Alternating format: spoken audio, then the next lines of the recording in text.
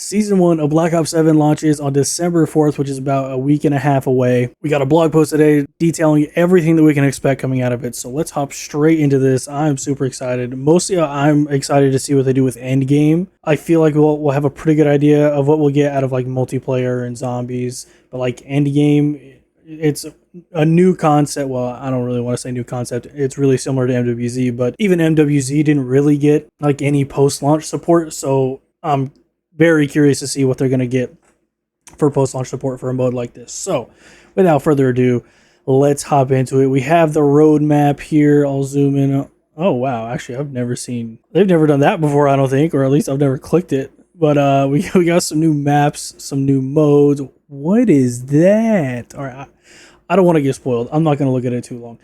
There is a trailer. I actually haven't seen this trailer. All right, they're starting off with Endgame 2. Sick. So let's get straight into the Endgame. New world events and more. With Endgame now instantly accessible and available to all Black Ops 7 players, it's time to team up, drop into Avalon, and explore this massive new landscape. Complete objectives, increase your power, unlock unique weapon camos, and take on the new threats.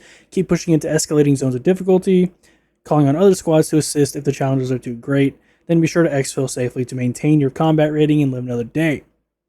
Which, by the way, Chark, we really need like DC protection because I have lost 2 characters to disconnects. Please and thank you. All right, Avalon Rampage 4 Endgame World Events. Wow, launch in season and the mid-season. Sick. You'll need to face down threats and build up your operator's combat rating, skills, and abilities. The Season 1 brings 4 multi-stage events into the mix to challenge players. You're advised to be at least combat rating 45, call up your squad, and bring your highest rarity weapons to the fight. Exotic weapons will certainly help to turn the tide of battle. Which, something else I wish they would do for this mode is, I wish you could have just a small stash so you could actually keep some of these exotic weapons you find. Because, like, I found a ton of exotic weapons. It's just, like, when I'm doing camo grinding and stuff, I don't want to just keep my second slot full with a weapon that doesn't even have a camo grind to it, so I got rid of them, but I kind of wish I had them now. They're not that hard to get, honestly, especially if you're at max power. Just drop into a tier 4 stronghold or whatever they're called, and usually, I mean, I was finding anywhere from 1 to 4 of them in a single building. So all right, first one is world event Colossus of Avalon, which is coming at launch. A giant mechanical contraption towers over the Avalon terrain, leaving a bloody path in its wake. Expect an emergency announcement breaking into your comms to alert all operators within the Avalon combat zones to converge on this massive metal threat. Consult your TAC map for the expected arrival area, and once certain criteria are met, you can watch the terrifying Titan fall from the skies. Titanfall 3? To claim the bounty rewards on offer for defeating this behemoth, you may need reinforcements outside of your own squad. Tool up, study the giant for weaknesses, expose its core, and take it out. Fail and the Colossus will blast off into orbit, so don't delay in your aggression. We also have Toxic Tyrant, which is also at launch. Initial comms suggest a second major threat to operators within the Avalon theater of combat. In an event codenamed Toxic Tyrant, the emergency alert system breaks into your usual combat chatter to warn you of a severe neurotoxin outbreak occurring in Avalon. Stemming the outbreak requires your top-tier team talent and weaponry, as the enemies spilling out of these fear-based summoning anomalies are powerful and unrelenting. With time running out, you'll need to focus on finding the source of this terror and try not to lose your mind entirely when facing the final large-scale threat let loose by this hallucinatory biological weapon. Sheesh. Next, we have Wraithwing. I don't know why that was a tongue twister. Wraithwing, which is coming in the mid-season. The challenges in Endgame will only intensify as the season progresses, so keep your eyes on the sky in search of a VTOL manifested by fear in the Wraithwing world event. Oh, that sounds very interesting. This advanced guild aircraft appears to have cloning capabilities with very lethal consequences, as this squadron seems hell-bent on eliminating as many JSOC operators as it can. Disable it, fire the exposed aircraft, and down that bird. Oh, fire at the exposed aircraft and down that bird. In addition, expect a 4th world event to truly test your skills. Yo, we're getting like world bosses, like zombie type bosses in Endgame? That's crazy, bro. Let's get into new exotic skills and Phantom skill track. Unlock 8 new exotic skills that change up gameplay in a variety of strategically viable ways, and at the mid-season, unlock the new Phantom skill track. Okay, so that's coming in mid-season 6. So, what are exotic skills? They are powerful additions acquired by completing world events. via a special exotic skill case, which randomly awards you one of the following exotic skills. You can equip and upgrade one exotic skill. If you earn a subsequent exotic skill case, you will have one of two options. You can upgrade your currently equipped skill or replace your currently equipped skill. With each world event completion, you can equip and upgrade one exotic skill from the following. Starting with Mega Punch, it replaces your weapon butt with a deadly punch that knocks back enemies and deals more damage. So we're getting Melee Macchiato. Its first upgrade hits more enemies, and then its final upgrade has a chance to trigger a photon round that damages enemies and drops a healing capsule. Next up, we have Conjuration. Kill enough enemies to summon toxin butterflies that harass and damage enemies. Okay, so we're getting Wisp T. Sick, sick. The first upgrade will further increase the damage dealt by toxin butterflies, and the final upgrade will also increase the damage dealt by toxin butterflies. Okay, I feel like maybe we could have gotten a little more creative, like increases the number of butterflies, but whatever, I'll take more damage. Next is Echo Shell. Significantly reduces damage taken from behind. Oh, so they're turning the Turtle Shell augment into a skill. Sick. Further reduction of damage, and then a greater reduction of damage. Okay. Again, I feel like we could have been a little bit more creative with these upgrades, but next we have Celebration. Enemies damaged or affected by equipment have a chance to trigger mortar rounds that target enemies. Okay, so fireworks. Sick. And we just have double increased chances to trigger. Okay. And then next we have is Frost Cloud, which I assume is going to be Frost Blast. Enemies damaged or affected by equipment have a chance to trigger a Frost Cloud that slows enemies that will also damage them with your first upgrade. And they will transfer frost to nearby enemies with your final upgrade. Okay, so this is more like Cryo Freeze, actually. Still pretty sick. Next is Resurrection. On fatal damage, become temporarily invulnerable instead of dying. So we're getting Dying Wish. Available once per match. Ooh, only once per match. Okay, interesting. I like that. First upgrade is to gain full health after surviving, and the final upgrade is instead of surviving fatal damage, receive a permanent self-revive that recharges when not down. So once per match, when you go down, you'll receive a permanent self-revive that will recharge when not down. Okay. That seems incredibly strong. I mean, not that I go down very often in this mode anyways, but a permanent self-revive seems pretty damn good to me. Sounds way better than anything else that I've seen, personally. Just like a layer of protection, especially if you're like running solo. It feels like that's almost required if you're running solo. But next we have Shattered Shield. Stun and damage nearby enemies when armor plates break. That's the oh dude, I don't remember what that augment is called. It's a Juggernog augment though. It does the same thing. The first upgrade says that Final Break gives you a temporary invulnerability. Sick. And then the final upgrade is Final Break triggers a photon round that deals damage and drops a healing capsule. Sick. I'm all for that. Graviton Reaction is the last exotic skill that says taking melee hits can spawn a black hole that damages and displaces enemies. The first upgrade says it is also triggered by ranged attacks, and the final upgrade says it also triggers on enemies in an area around the affected enemy. It seems like Shadow Rift almost, except it triggers when you take damage instead of dealing damage. But yeah, I mean that still seems pretty interesting. We're also getting a new skill track called Phantom, which is coming in the mid-season. Strike unseen and vanish fast. Slip past danger, laying critical blows from the shadows. The first skill is called Ambush. Critical hits from behind on unaware enemies deal more damage. Fast melee will give you increased melee speed. Trap Avoidance says traps and mines take longer to detect you. Trap Avoidance says traps and mines take longer to detect you, and you are undetectable when this is fully upgraded. The Silent Movement quiets your movement and reduces enemy detection distance. Elusive Target reduces accuracy of enemies shooting at you. Wow, that's actually kind of crazy. And then Decoy, taking significant damage, deploys an echo unit that distracts enemies. Sick. So that's a little bit like the new Aether Shroud augment. So that's pretty cool. Codmus comes to Endgame 2. Extra festivities, hunt down frozen projectiles, and keep an eye out for holiday-themed supply box gifts. All right, sick. All for little festivities. Endgame progression and rewards continue. This is all that you can earn throughout the regular campaign. So even though the endgame is like free to get into now, you don't have to do the campaign. you can still do the campaign and get all these rewards as well. So if you're looking for a blueprint for any of these weapons, so you can permanently unlock them without having to use a token, like specifically the Shadow SK, because like the Mod 15 is already automatically unlocked and the Raiden 45K is already automatically unlocked, but the Shadow SK is not, and it's a pretty high level requirement if I remember right. So it might be worth it to run the campaign if you want a free unlock for that, if you're running through your prestiges. Challenges accepted, end game integration. These are the mastery camos, of course. Does this do the zoom in thing too? It does not. Okay. Remember that your level, prestige, and weapon levels will all progress in endgame and also Warzone, which is coming. It's fully integrated as well with daily and weekly challenges that are coming in season 1 as well. Which will get you loadout items, including weapons and attachments, as well as camos, and you can earn the Genesis Mastery camo as well. Next, let's hop into multiplayer content. We're getting 6+ maps, 6+ modes, as well as some additional content. So let's hop in with the multiplayer map, starting with Utopia, which is coming at launch. It is a 6v6 medium-sized map.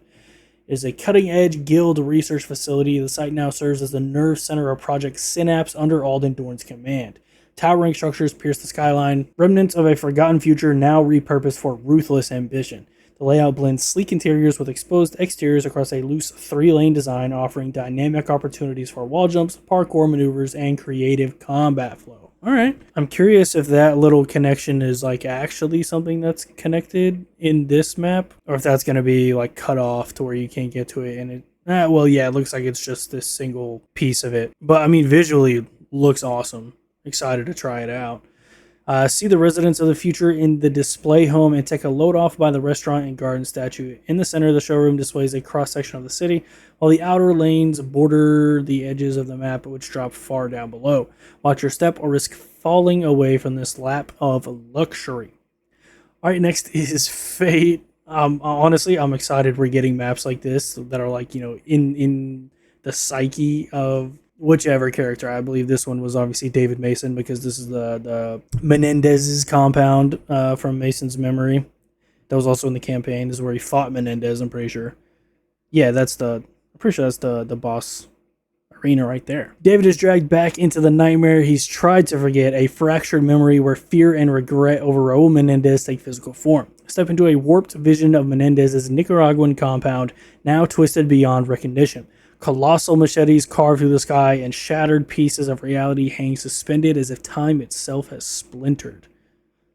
This dreamlike map features a clearly defined 3-lane layout built on a floating landmass in the sky. Fight in the central courtyard and through the church, or take to the outer lanes where the land drops down nothingness and portals provide instant access to different areas of the map. Come out the other side ready to fight. Yeah, I mean, it looks like a pretty good 3-lane map. Seems like there'll be lots of opportunities to try and like flank and outmaneuver people too. So I'm expecting this to be a really fun map, small size too. So next we have Odysseus, which is a 6v6 and a 2v2, so it's going to be very small. The team steps into a distorted hallucination aboard the scarred deck of a familiar carrier etched deep into David's past. Close quarters combat dominates as you fight across the deck, overlooking a runway frozen in chaos. Aircraft locked mid-explosion, debris suspended in time, and a crimson mist bleeding across the sky. Again, visually, it just looks insane. It definitely looks very small. I like the colors inside a lot as well. Bring the fight up close in the barracks and jump up into the ceiling vent to crawl over and drop down into the brig. On the bridge, the hallucination intensifies as the front window blasts outward. Glass shards held suspended in the air. Like that. Next, we have Standoff, my goat. It is, of course, a remaster. It is 6v6 and medium-sized. I mean, it just looks just as beautiful as the day I lost you. I don't care how many times they remake it. Remake it more. Remaster for Black Ops 7. Standoff returns with greater visual fidelity than ever before. Revisit your favorite spots on this classic mid-sized map from Call of Duty Black Ops 2 that played a huge role in casual and competitive play. Yeah, this is my favorite competitive map of all time. I love it. Flames erupt from the central tower over the main road where a tank and statue mark the intersection in view of the store, hostel, house, and warehouse, each with a second-story viewpoint over the street. Move in close behind the stone walls by the tower to keep out of view or swing around toward the gas station and graveyard alley to skirt the outer edge.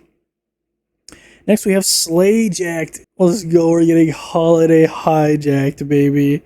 I'm actually super happy that we're getting the holiday theme on Hijacked instead of Nuketown this year, if I'm being honest. I love Nuketown. It's like my favorite map of all time. I love Nuketown, but I'm very excited to get like a Sleigh Jack 24/7 playlist and just grind away on Hijacked. Hijack gets more than just a holiday makeover in this Festa map variant. Dubbed Smooth Sleighing for the holidays, this re-themed classic is lit up with the garlands, lights, wreaths, and other decorations, all celebrating the season of giving. Alright, next we have Yake, which is coming in the mid-season. It is a 6v6, also a 2v2, so it's going to be a small size map, love that we're getting like more face-off maps. Also looks insane. I'm loving the colors on this map. High above the neon-soaked streets, the rooftops of a dense Japanese city became the stage for betrayal. Lights pulse through the skyline as Alden Dorn closes in on David Mason. Navigate a labyrinth of ducts, vents, and industrial structures under an eerie night glow where vertical combat and relentless pursuit turn every ledge into a fight for survival. Use your wall jump to leap over gaps with sheer drops below and flank enemies through the maintenance passage and around electric equipment. Yake fits plentiful tactical opportunities across its 3-lane layout. Make the most of them and rule the rooftops for the win. They don't provide attack map for it, which they also don't for Sleigh Jacked. They did for Odysseus. I was seeing if maybe they just didn't do it because it was a 2v2 map, but kind of hard to tell what the layout of this is going to be, but I'm sure it'll play fine.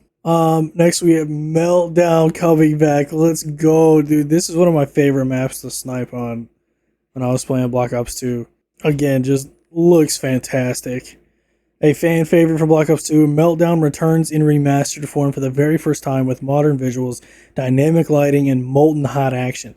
This mid-sized industrial map features a nearly symmetrical layout and a classic 3-lane design, as operators traverse the nuclear power plant's administrative buildings, cooling tower, and around the turbine down by the water.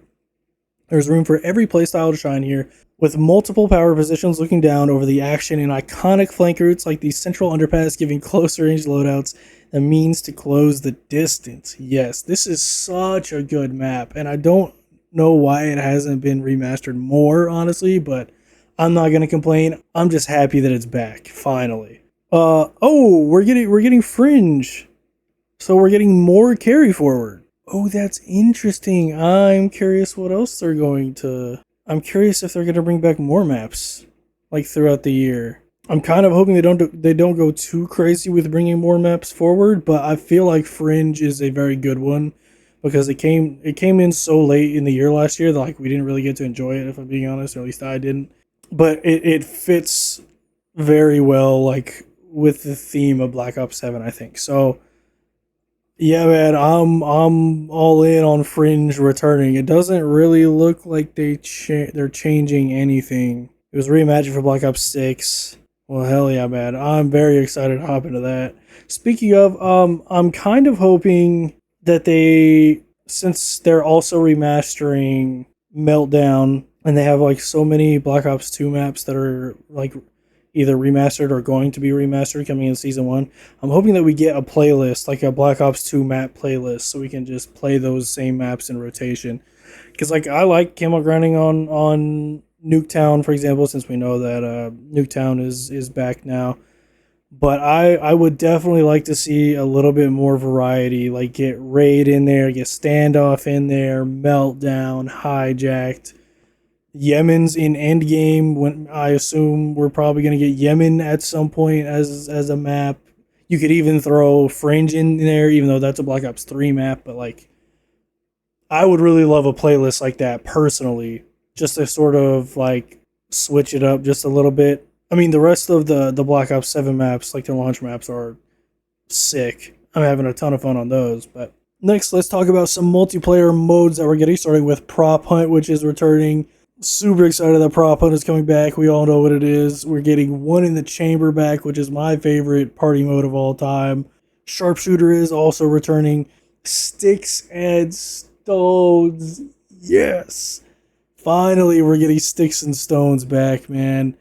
Armed with a crossbow, ballistic knife, and combat axe, players battle in a free-for-all, earning points for each elimination. Keep slaying to outscore the enemy, but beware, those who fall victim to the combat axe lose all their points.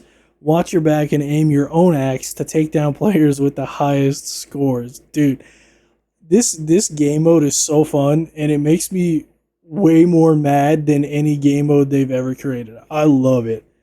It's also just so much fun running around and only combat axing people, just being the biggest asshole possible.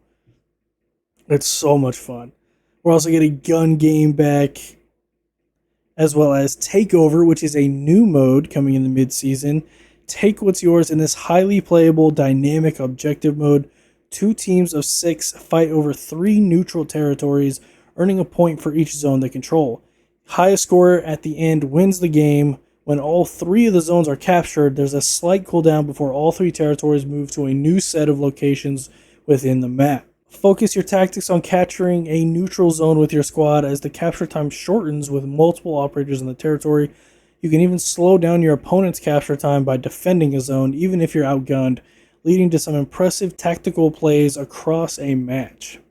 I saw some people when this icon was data mined saying that this was going to be was a global thermonuclear war, which was like a cut mode from MW2 that you could only play if you were like in a modded lobby. And honestly, that mode sounds pretty fun. That's not what this is, unfortunately, but I would like to see that mode come maybe in a future IW game, since it's technically their mode that they never released it, but we're also getting Holiday Havoc in season. It is going to be a Codmas LTM. It's prime time for the holidays. Drop into this festive mosh pit, combining your favorite modes with holiday cheer. Eliminate enemies to unlock bonuses like quick regen, sprint speed, and movement speed, helping to patch up your wounds while propelling you into the next fight. Holiday care packages will also occasionally drop with a high chance to pull some top tier score streaks. We're also getting Snow Fight, which is coming in season. It is another Codmas LTM. Arm yourself with snowballs, replenished from piles scattered across the map. Eliminate enemies by hitting them with snowballs to win the round. No respawns. Dude, this picture kills me. Because I think it was Reality UK who leaked that this score streak was coming. This was back in like season 5 or 4 maybe of Black Ops 6. But like in my head, I was imagining a drone like this, but it just had like a sniper barrel coming out of it. So it'd sit there and hover and just like snipe at people. What I was not expecting was just a drone that has a whole ass sniper just hanging from it.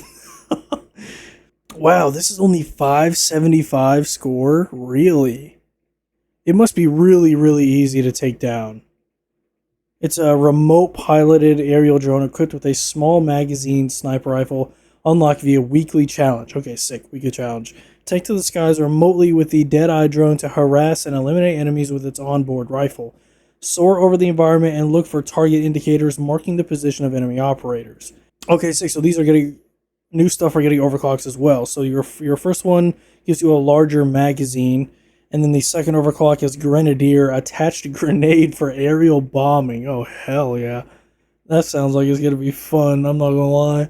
Expand your arsenal, returning Black Ops 6 loadout content coming in the mid-season. Prepare to unleash havoc on your enemies with some tried and trusted ordnance as a drop of Black Ops 6 loadout content arrives in Black Ops 7 at mid-season, including a tactical, 2 lethals, 2 field upgrades, and 8 score streaks. Wow, I did not expect them to do like any more carry forward for the rest of the year. Like, I knew they were going to do it for zombies, like with the field upgrades and ammo mods that we were missing, but I did not expect multiplayer to get any sort of item carry forward. Overclock abilities are not available for these items though. Okay, that's fine. I understand.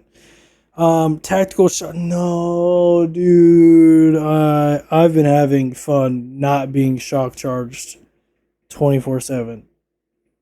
Dude, I hate shock charges. I'm not gonna lie to you. I'm very unhappy that shock charges will be coming back. But we're also getting impact grenades. We're getting thermo grenades. For field upgrades, we're getting the morphine injector and the tack insert. I honestly didn't even realize that we didn't have a tack insert right now. So those are good. For all the score streaks, we're getting the Archangel launcher, the combat bow, death machine, the dreadnought. Ooh, it's kind of sick. We're gonna have a dreadnought and a VTOL in the same game, brother. Especially with this minimal SBMM that we have in multiplayer now, which feels amazing, by the way. Yeah, having a gunship and a VTOL, people are gonna be in hell. That's all I'm saying. Not for me. I'm not gonna earn any of this because I'm trash, but somebody's gonna be in hell. Next we have the Grim Reaper, the SAM turret, the strategic bomber, and the War Machine. All right, like perfectly fine with all of this except for the shock charges. Fuck shock charges, but I feel like these all fulfill roles that aren't currently in the game, so they fit.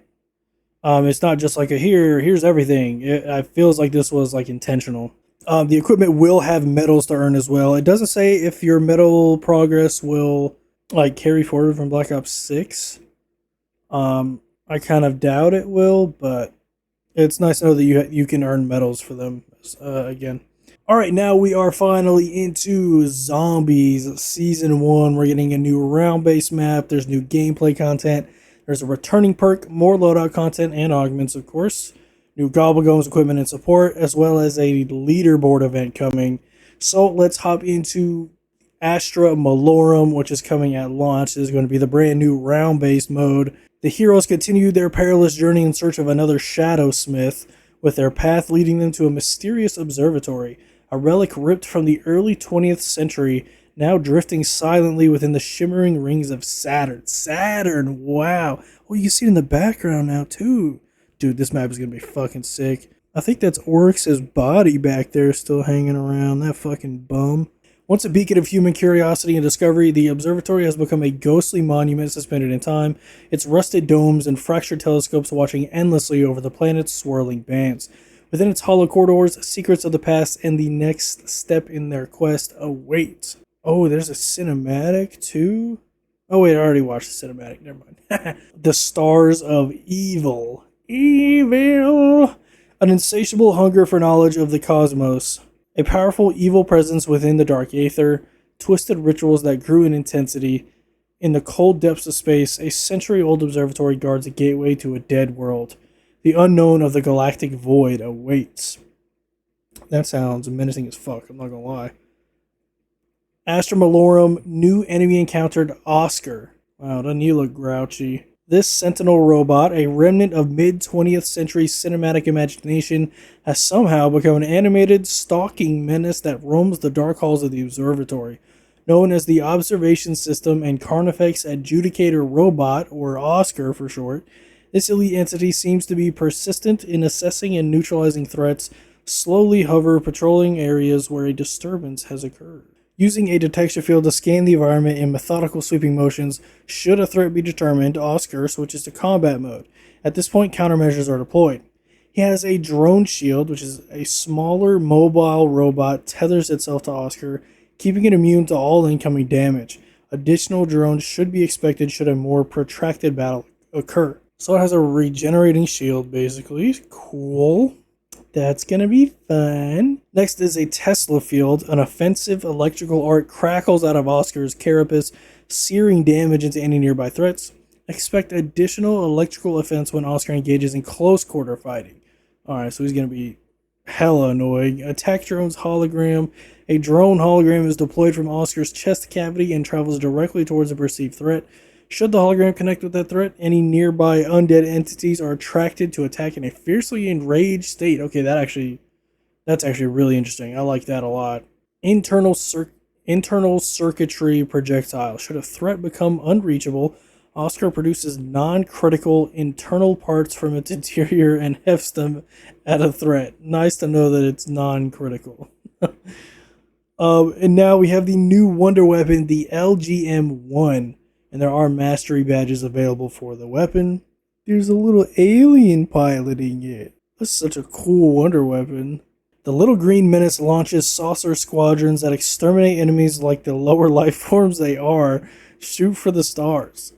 A retro sleek artifact with unique target acquisition and annihilation qualities, the LGM-1 shoots out partly autonomous saucer-like projectiles that swarm nearby targets with miniature but potent laser fire.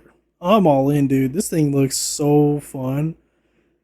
This small squadron of independent spacecraft prioritizes the closest targets and depends on weapon aiming. These flying discs then track and circle enemies before returning to the LGM-1 for replenishment. Okay, that's interesting. So it's like a limited shot, but they all come back type of deal. Alright. We have some new traps on the map, obviously, starting with Stellar Dissector. Cut up zombies with fatal laser beams. Dude, this thing looks crazy. It costs 1,000 essence. A central feature of the observatory's luminarium is an archaic celestial beamcaster that has been attached to a tall Tesla coil. When exploring this astral pavilion, this contraption might do more than catch your eye. Next, we have the Apogee Annihilator, bomb zombies with astronomer rockets. It costs 1,500 essence. I'm guessing this is the astronomer rockets. If you were to visit the Stargazer's courtyard once certain criteria were met, you may encounter a rusting mechanical turret, shown to the right, with an ornate crank and rustic rocket repository. Perhaps the rows of missiles encased in sticks of dynamite might come in handy if you and your crew find yourself in a bit of a pickle. Yeah, I would say so. Just taping dynamite onto some shit, hell yeah. Alright, Astra Malorum main quest rewards, and challenges. So, the main quest for Astra Malorum goes live when the map releases with Season 1 on December 4th. Complete the main quest are in the following: a new Classified Operator skin for Classified, calling card and 10,000 XP.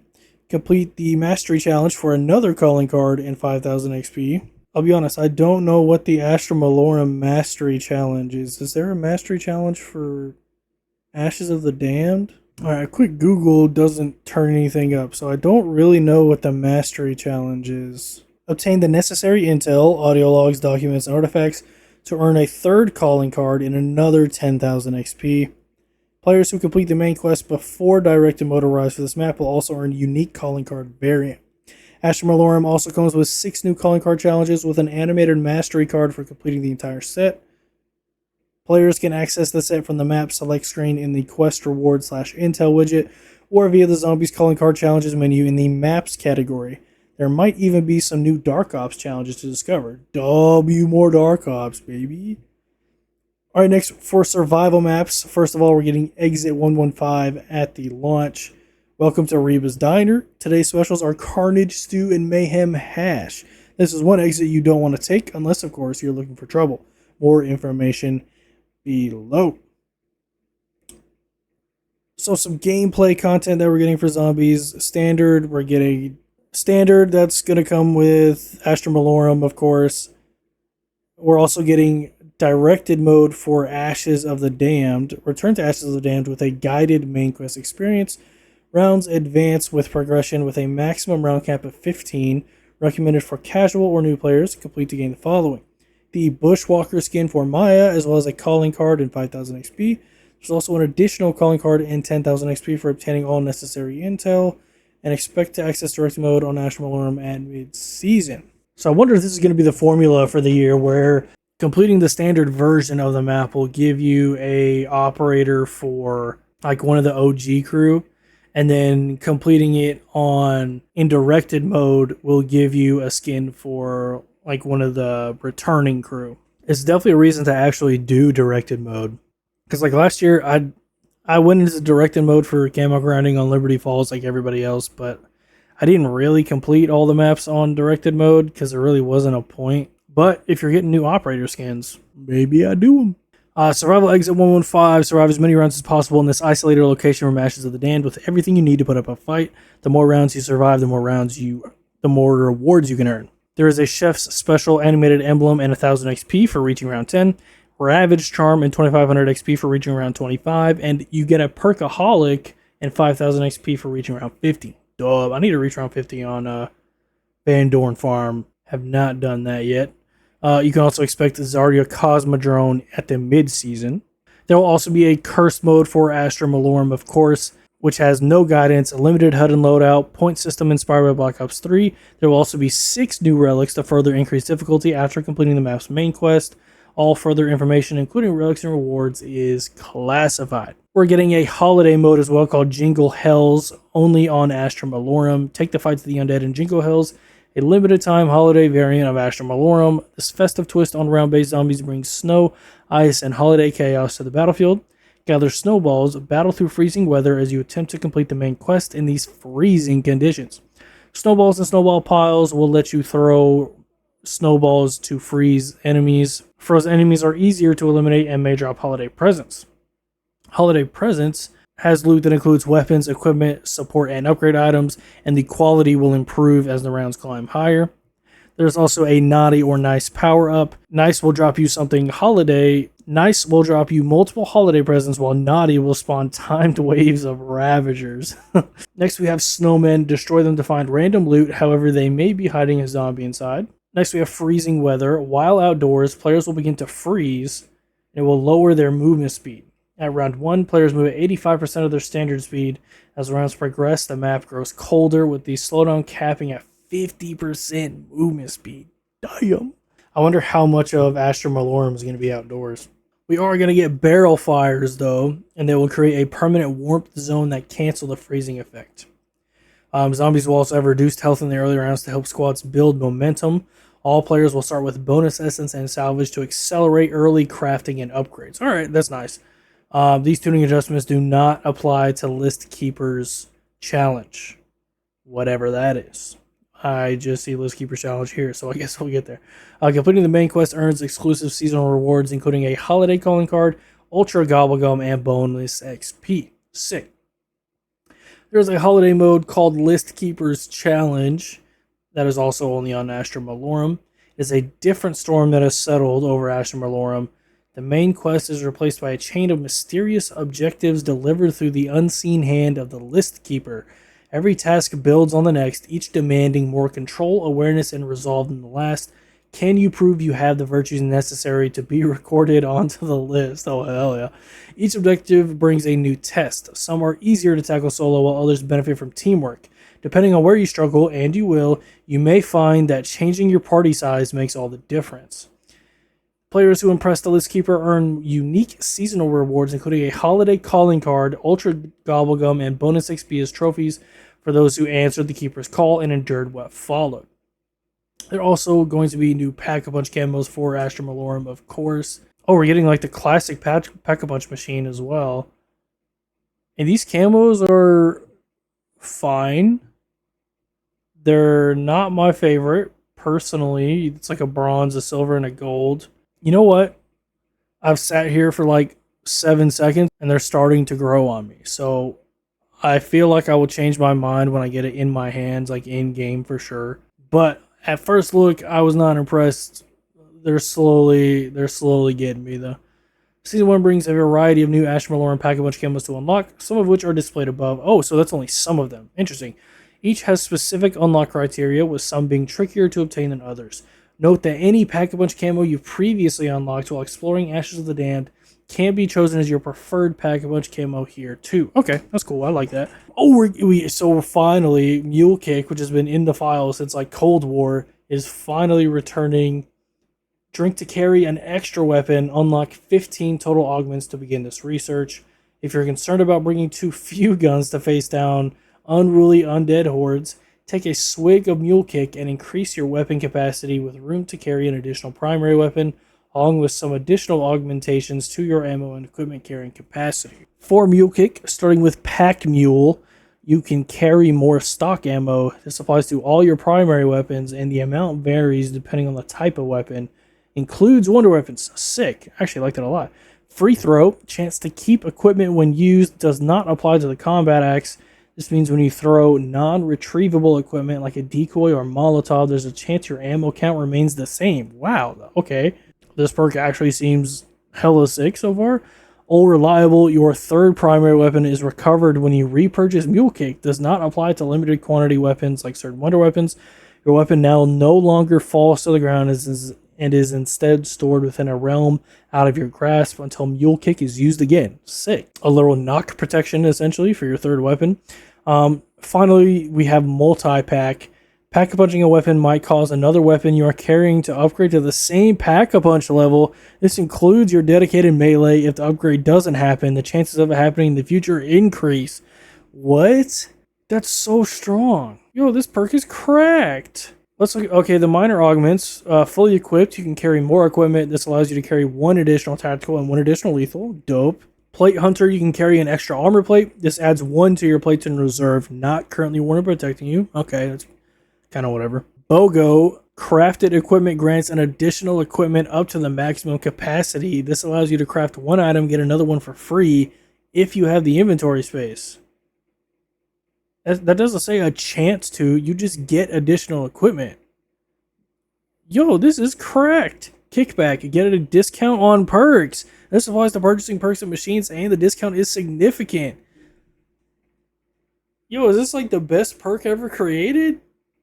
I'll be honest, when people were saying that Mule Kick was like in the files, and I didn't play much of the old zombies, but like carrying a third weapon in the current iteration of zombies to me is just kind of like whatever. Like I barely carry two weapons with me, unless one of them is a wonder weapon and then the other one is just there for when I run out of ammo with the wonder weapon. So like, what is a third weapon gonna do for me?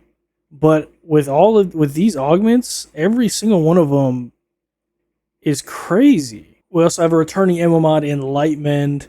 Its new major augment says that the healing glyph can now overcharge health. I don't know why they didn't just call that overheal, because that's what the mechanic is called, but whatever. And then the final minor augment is going to be each activation has a chance to create an extra healing glyph. Sick. Seems pretty useful.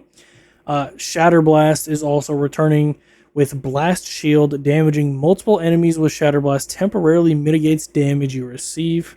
And Blast Through says weapons with Shatter Blast deal more damage through armor. Okay, amazing. There are so many armored zombies once you get past round like 25. It's ridiculous. So that is going to be a staple for me personally. I mean, well, Fireworks is extremely potent right now, so maybe not, but definitely a very tempting option with that. We also have a returning field upgrade in Tesla Storm. Its new major augment, it says periodically send out electric charges that stun and damage enemies while the Tesla Storm is active. And the new minor augment says increase the Tesla Storm stun and damage radius, both of which are very effective. Frost Blast is also returning with Stone Cold Stronghold as your major augment. Incoming damage is mitigated while you're inside the blizzard. Okay, that actually seems very, very, very nice. And then the minor augment is called Deep Chill. Enemies continue to be slowed after leaving the blizzard. All right. Pretty effective, especially because you get to pick two, so you can like increase the charge and they're slowed longer. Seems interesting. We also have Mr. Peaks returning with its major augment, Peak Health. Heal rapidly while near Mr. Peaks.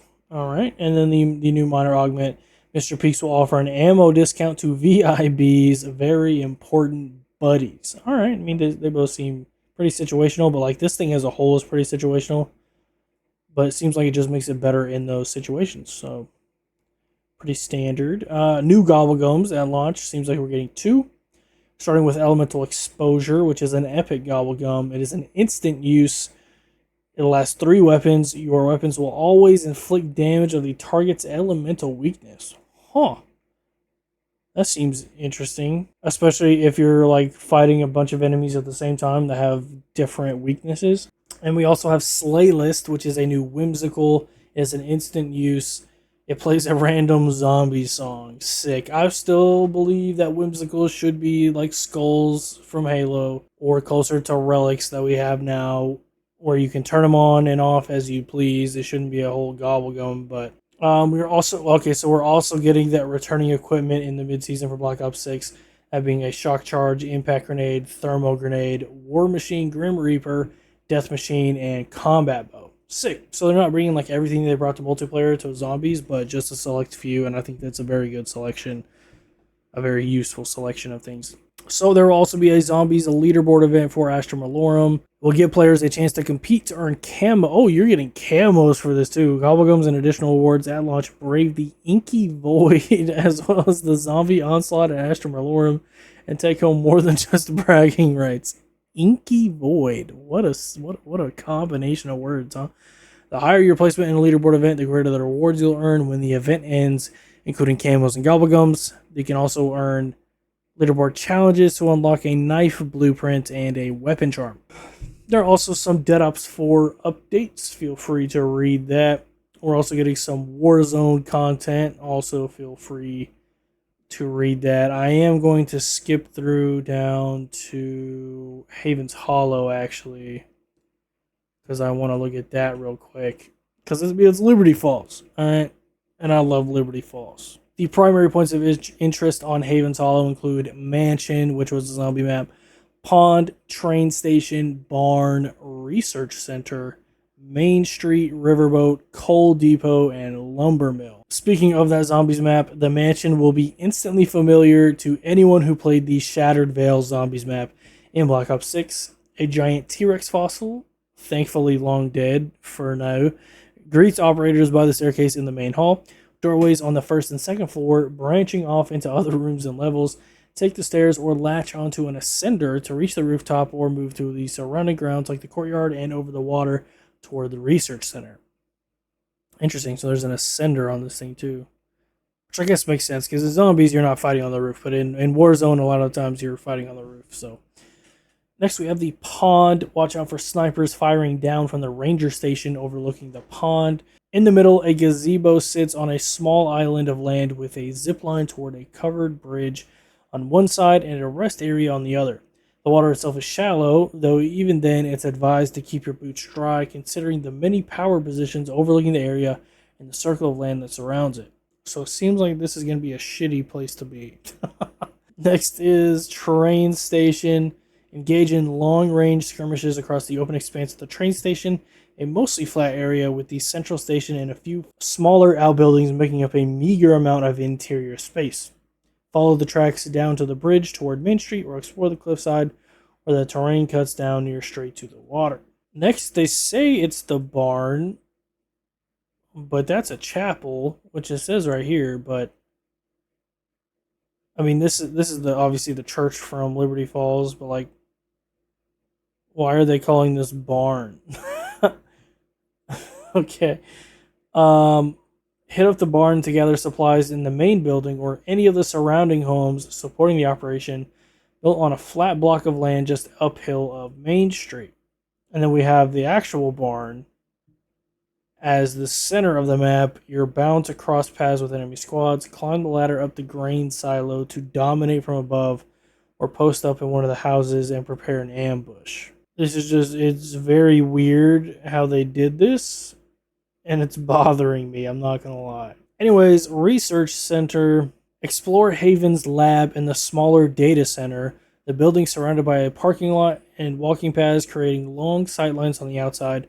For closer combat, head into Haven's lab, a large 3-level structure with an atrium in the middle. For even tighter brawls, head to the data center. Alright, and next we have Main Street. I mean, there's the Liberty Falls spawn location right there. It seems they do still have the zip line that heads straight to the top of the bank as well, which I'm happy they kept that. And it looks very different when it's not like, filled to the brim with zombies and death. The heart of Haven's Hollow provides residents and tourists alike with a variety of amenities, including a video rental store, ice cream shop, hardware store, and other folksy additions to make people feel right at home. Fans of the Liberty Falls map from Call of Duty Black Ops 6 Zombies will recognize the motel, comic store, and bowling alley amongst other infamous locations in this main thoroughfare of clustered buildings. Facts. Spent so much time here. Next we have a riverboat. Okay, so this is very new. I'm liking it a lot. The pride of the town, Haven's Gamble offers luxurious river cruises on a 3-tiered paddle boat right on the water south of Main Street. A row of slot machines and card tables line the bottom level, while a bar, grill, and stage adorn the top. Explore the outer deck on all 3 levels, firing on enemies in the water and inland. For quick access on and off, look to the covered walkways and the zip lines attached to the front and back. Next is the Coal Depot. The Coal Depot slopes in tiered levels downhill toward the lumber mill, the 2 areas comprising Haven Hollow's industrial sector. Coal Depot rewards creative tactical play as use its blend of tracks, train cars, coal piles, and interior spaces to set up flanking attacks and ambushes, explore the center warehouse for loot, or get up on the roof for a commanding view of the area. For a lower profile, hit up one of the smaller buildings on either side. All right. This seems like a pretty. It reminds me, honestly, it reminds me a lot of Quarry. Like it has a very similar layout to me. Next, we have the lumber mill, which has two large buildings connected by a central walkway that dominate the site. There are open floor plans opening mid-range sightlines throughout the interior. A silo outside offers the perfect viewing platform covering the main road through town, and a trio of warehouses offer room to loot up and a place to slip away from more populated areas of the map. There are some new POIs coming to Verdansk, so you can look at those if you want to. There are also some new modes and playlists, as well as some CODMIS Warzone LTMs. But let's hop into the general Black Ops 7 content that's coming to every mode, starting with new weapons, new events, the Battle Pass, Season 1 operators, weekly challenges, and some new store offerings, which you usually don't go over like store offerings or the Battle Pass really, but all right, let's start with the weapons detail. The primary weapon, the Kogut 7, which is what I said looked like the MP7. It is an SMG on Battle Pass page 3. You also have a page 11 HVT tier Battle Pass blueprint for it. There are 39 levels on it. It comes with a mag size of 30 with these standard attachments. It is a full auto SMG with excellent mobility and fast fire rate, but shorter range capabilities and moderate recoil. When the Kogut lacks in punch, it makes up for with speed and mobility. The fast-firing, quick-handling SMG is perfect for operators looking to get into the thick of things. Pepper enemies with hip fire up close or ADS for more distant foes. The weapon's clean iron sights making it easy to acquire and track moving targets. The prestige attachment is it makes it a Kimbo. That's crazy. And you also will have some camos, prestige camos confirmed, which these look okay. Nothing too crazy. We're also getting the Maddox RFB. It is an assault rifle on page 6 and has a page 14 for the blueprint. There are 43 levels on it with a max size of 40 with the standard attachments and customization options. It is a full auto assault rifle with a fast fire rate and a large ammo pool. It is a favorite from Black Ops 4. The Maddox RVB returns to action of Black Ops 7. The weapon's manageable recoil, fast fire rate, and large ammo pool make it ideal for sustained fights. The Maddox's capabilities really begin to shine as you level up the weapon and gain access to more attachments, like the extended mag, granting a mag size of 50 with no drawbacks. Look for other powerful additions to push the Maddox towards long-range precision or snappy mid-range play. Its prestige attachment is a barrel. It is a burst barrel, a 13-inch MFS Echo fire barrel. It is a firing blowback system that increases the fire rate for every second bullet, granting a boost in firepower at the expense of some slight accuracy loss. It is also going to get some prestige camos, obviously. These look okay. I'm not too crazy about these, if I'm being honest, but the ballistic knife coming at launch. It is a weekly challenge reward. It will be a melee, and it is coming in week 1. Spring action knife launcher, high melee damage, and can fire retrievable blades as projectiles. The ballistic knife returns a staple Black Ops weapon that lets you pull off deadly ranged attacks with surprising speed and accuracy as the blade is fired from the handle, eliminating unarmored targets on contact. Pick up your fired blades in the environment to keep stocked up, or equip the scavenger perk to refill with every resupply. Okay, that's very nice. There will, of course, be prestige camos as well, and I really like all of these. I'm not going to lie to you. We're also getting an LMG that is coming in season. It's an event reward called the Sokol 545. It has 39 levels on it. It has a max size of 102. This seems kind of weird.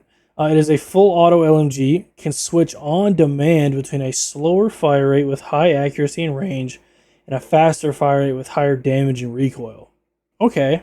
I'm very curious like which mode is going to be the better mode to run. If I had to guess, it's going to be the faster fire rate version. which kind of encroaches on the XM325. So I am a little confused why they decided to make this weapon, since it kind of encroaches on what another weapon currently does. But when you need suppressive fire, few weapons outshine the Sokol 545 LMG, a beast of a weapon with a base mag size of over 100, the largest in its class.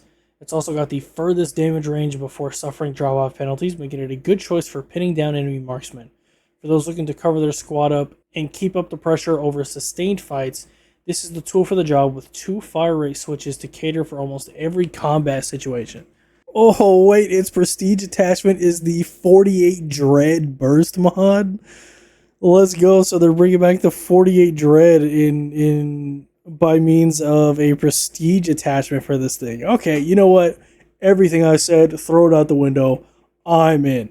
And I'm throwing a target finder on this motherfucker. This converts the Sokol 545 into a powerful 6-round burst weapon, giving you the chance to recenter the weapon before unloading more rounds. Massively improved fire rate offset by reduced damage range, improved recoil control, and mobility. It also, of course, has prestige camos, which I really like all of these.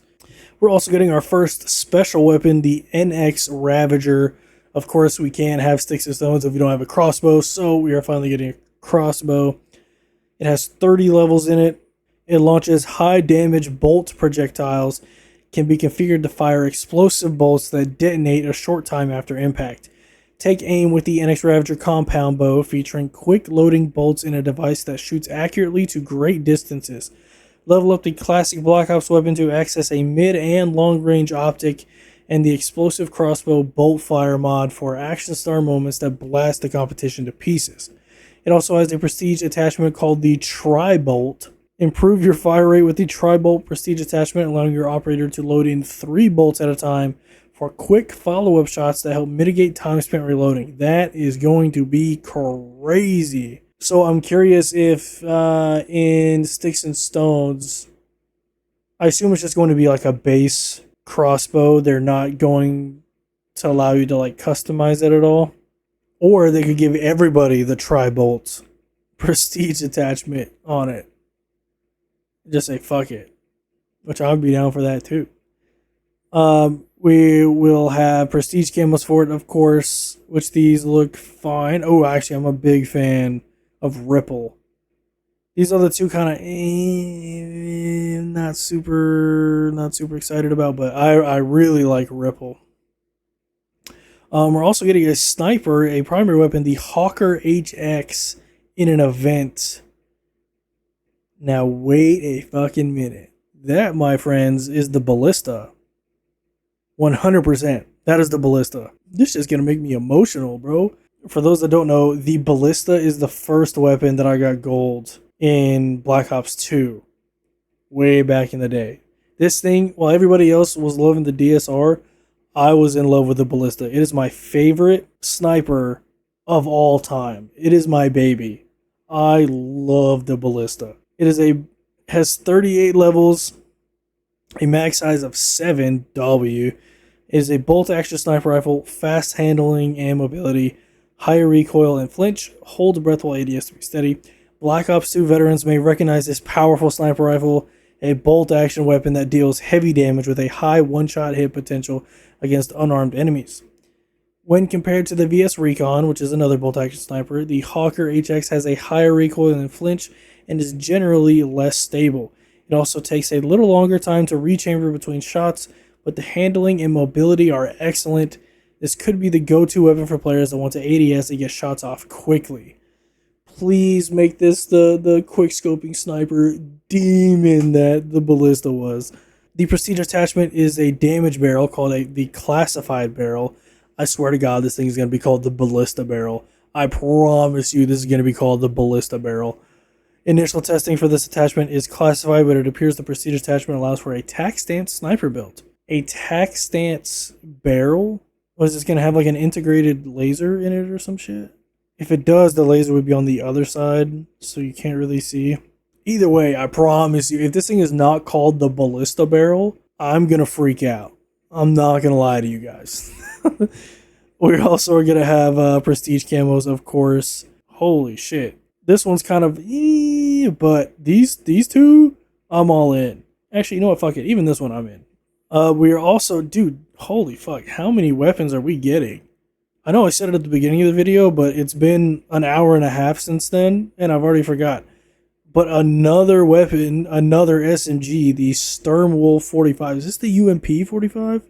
This looks like the UMP 45 to me. A little bit. Am I tripping? It is an event reward. 38 levels, 32 in the mag. It is a full auto SMG, very low recoil and good headshot damage, lower handling, mobility, and range. Yeah, this is the UMP. The Sturmwolf 45 is a highly accurate SMG and extremely easy to use, making it an excellent choice for those needing precise hits on enemies, including headshots. Though it has slightly limited handling, mobility, and a shorter overall range compared to other SMGs, expect a recognizable, classy feel to this weapon with a recoil pattern you may well remember. I was looking to see if maybe they were saying that it was like recognizable because it might be the Kuda, but like, first of all, those iron sights look kind of ass. Definitely not the Kuda iron sights, but like, none of this looks the same to me. I mean, there's like the angled magazine, I guess, but it doesn't have the grip on the bottom of it. The stock is obviously different. The grip on the weapon is different. I mean, yeah, that's 100% a UMP 45. 100% the UMP 45. Okay, so that still gives me hope that maybe in a later season we'll get like an actual Kuda. Anyways, so the prestige attachment for it is a classified magazine. Combat testing of this prestige attachment remains classified, though initial results indicate the attachment grants more recoil and holy shit, they're gonna call this like the stopping power magazine or something. That's actually really funny. There's also, of course, prestige camos. Honestly, really love all three of these, especially that one. There are also going to be, what the fuck is this? New weapon attachments. The Akita Scorch Link Akimbo weekly challenge award is a stock operator mod. Akita Scorch Link Akimbos. Holy fuck! With this attachment equipped, you're granted dual capabilities coupled with a belt-fed ammo capacity and an overheat mechanic, with a slight dip in damage range and hipfire spread to compensate for the barrage of rounds. This thing is going to absolutely terrorize any small map. And I'm going to be the one doing it too, because I have not done this this camo grind yet. What the hell are they thinking with these? There's also a suppressor coming that can be fit on any weapons that has muzzle attachments. Is the Shade X suppressor. Suppress your weapon while simultaneously improving vertical and horizontal recoil control at a slight cost to range and damage velocity or bullet velocity, helping to keep you on target and off the radar. All right.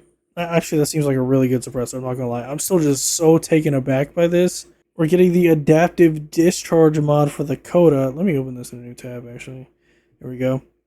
The adaptive discharge mod for the Coda. The AK-27 Battle Scar conversion is the M8A1 full auto conversion. Oh, hell yeah. And then the MPC-25 Contra Bloom laser. Okay. Season 1, we're getting some events. Starting with Rally Points, you'll get the NX Ravager crossbow in this event. There's also the Naughty and Nice event, which will include the Sokol 545 LMG, a Peacekeeper blueprint, an Oh Fudge Kara Marksman Rifle blueprint, as well as a Snowfall animated camo.